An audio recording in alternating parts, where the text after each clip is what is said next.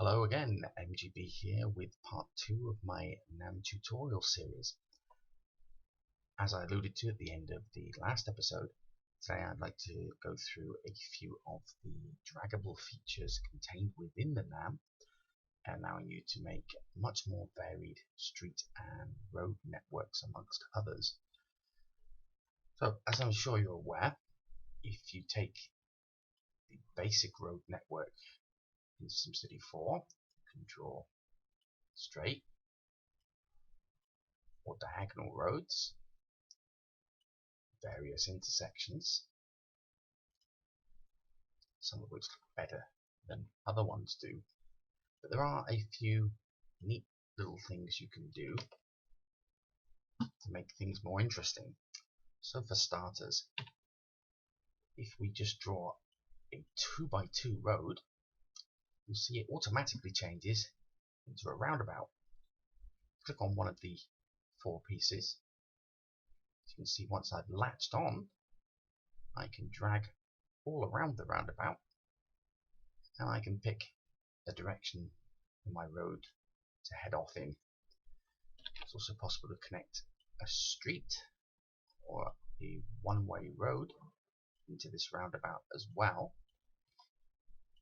It is possible to interface it with the avenue, but in order to do so, rather than connect the avenue straight through to the roundabout, which you see here doesn't work, just take the one-way road tool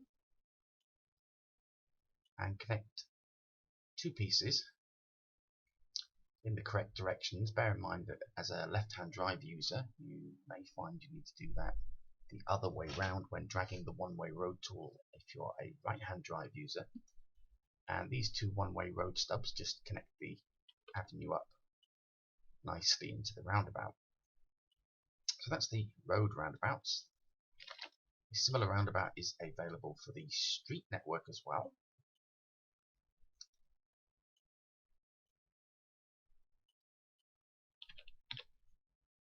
Again, there are various connections you can make with the other networks.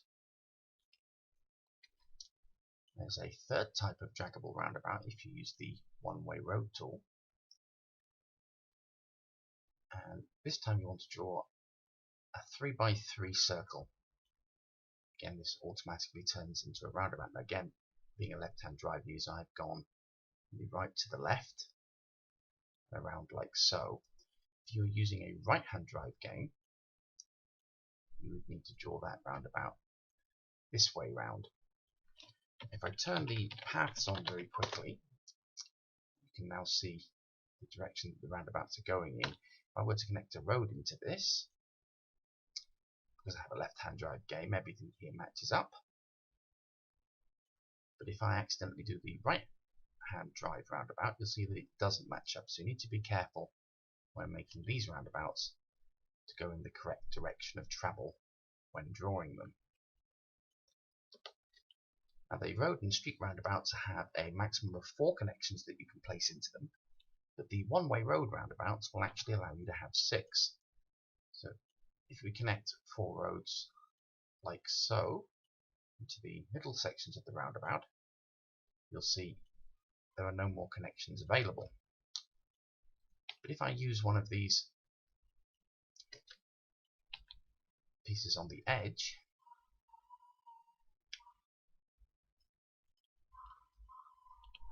it's now possible to connect a total of 6 intersecting roads coming off of this roundabout. Just turn the paths off a moment because they don't look very good. Just clicking and plopping with a road or one-way road in the center will give you a roundabout a nice little filler, which is optional. You can delete that without affecting the roundabout as well. Once more, you can interface these roundabouts with the street network. You can also connect in the one-way road networks. It's even possible to connect them to the real highway. It's the real highway 2. And it's also possible to put in a starter piece here a moment to connect that up to the MIS network. It's part of the real highway. I've messed that up and put it in the wrong place, sorry.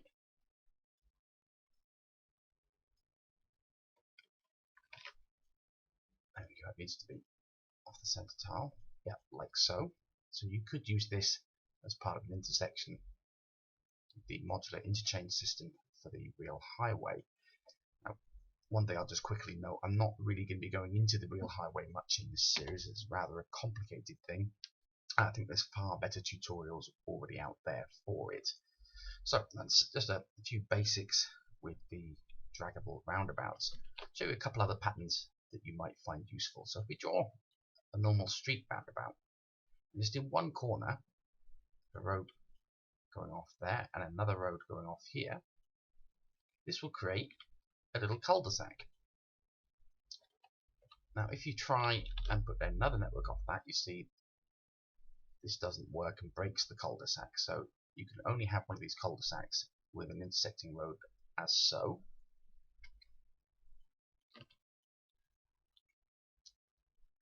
And we move on to some of the wide radius curve patterns. Before we go there though, I should explain, in a default game there is no diagonal street network included. So if we try and drag a street diagonally, it simply doesn't work. As you can see with the road network, it's quite happy to go in any number of 8 directions. However, if we go along one tile and up or down one tile and repeat, it then becomes possible to create a diagonal set of streets. If you plop an extra stub here, that will give you a nice little 45-degree wide radius curve, like so. Now here's the regular 90-degree bend. It's also possible to add an extra tile by dragging one tile away from the corner to create a nice clean 90-degree bend. Better still, you can actually have 2 roads running off from those corners in addition. That's quite a neat feature. Another alternative, if you delete the corner piece and connect the tiles like so, you can have a larger 90-degree bend. Now with these, you can actually create a road connection on the first tile of the bend, or the second tile of the bend also. And you can't do both, you can only do one on each side, but you can have a maximum of 2 intersections there.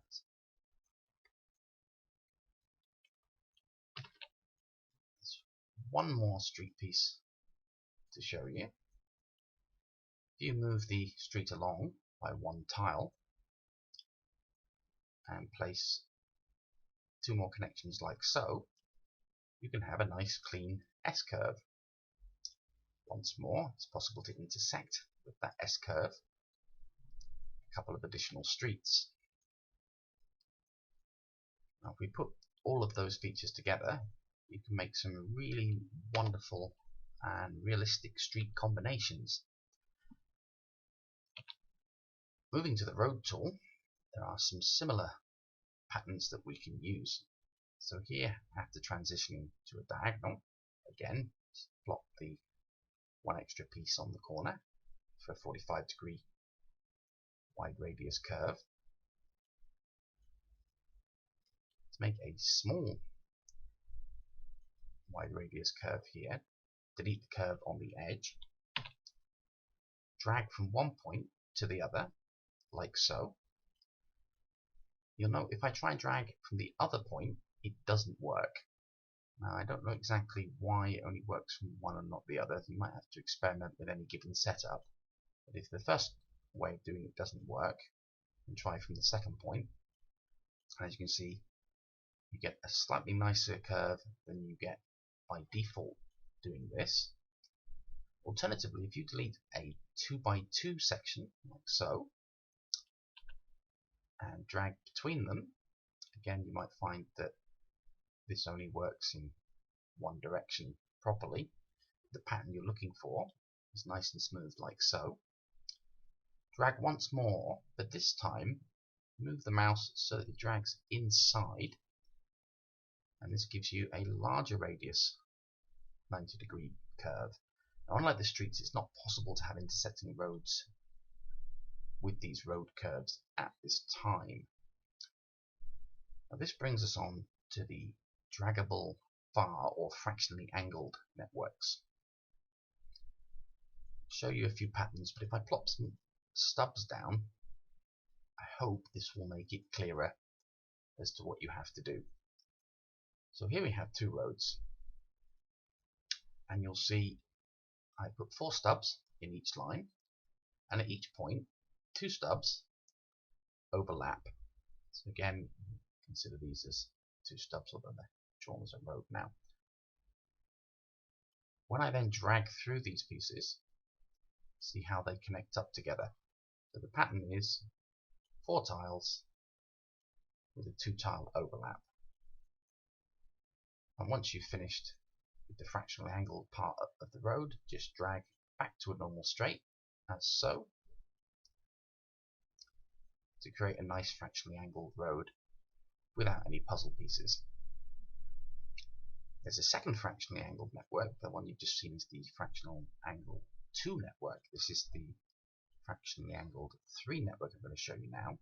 And you'll see that this time it's 6 tiles per segment, and the overlap for this is 3 tiles.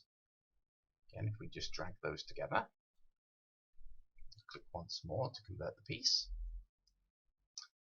This is a slightly different angle to occur. If I put that the other way around, we'll actually be able to get a comparison, which was kind of the idea of what I was doing. So there you go, you can see you have 2 different angles, and if you combine that then with the diagonals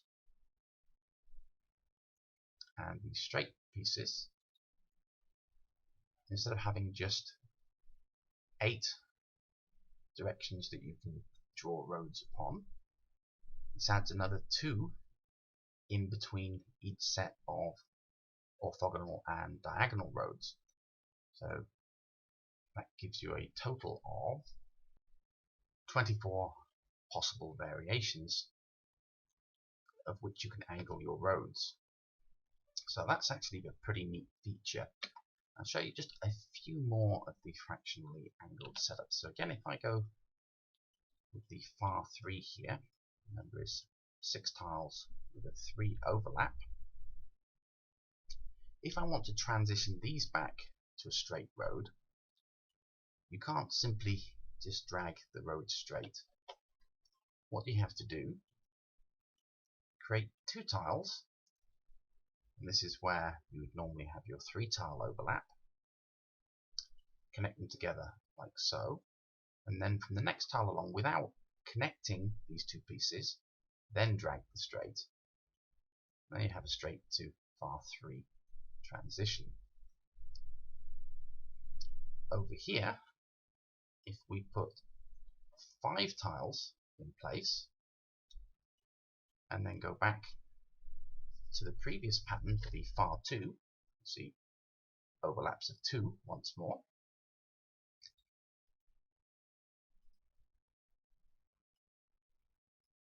When we drag that together, it creates a transition between FAR 3 and FAR 2, which is nice and neat and tidy.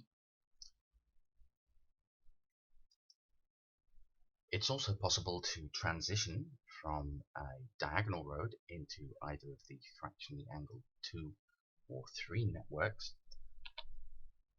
See here, just draw a diagonal network. If I place 2 tiles here, and then 4 tiles, the 2-tile overlap, so see it overlaps here on the edge. There you have the fractionally angled 2 network. You click once and you have a nice smooth transition between those two. It's the same now for the fractionally angled 3 network. Now see here, there's only one stub that's coming over. That's very important. And then you put 2 stubs here, and 5 stubs, and then here's where we start with 6. Is the regular fractionally angled 3. We don't actually have space to complete that any further, but that's fine. See, when we drag here, click once more, there we have a diagonal to fractionally angled 3 connection. So here's that shown again with the stubs. So this part here is the diagonal network. The same here. As you can see on both, there's one stub at the edge of the diagonal for the fractionally angled 3. And then have 2, 5, 6, and 6. That's the diagonal to FAR 3. And for the FAR 2, take these 2. Actually have to drag that into the diagonal so it connects. And then for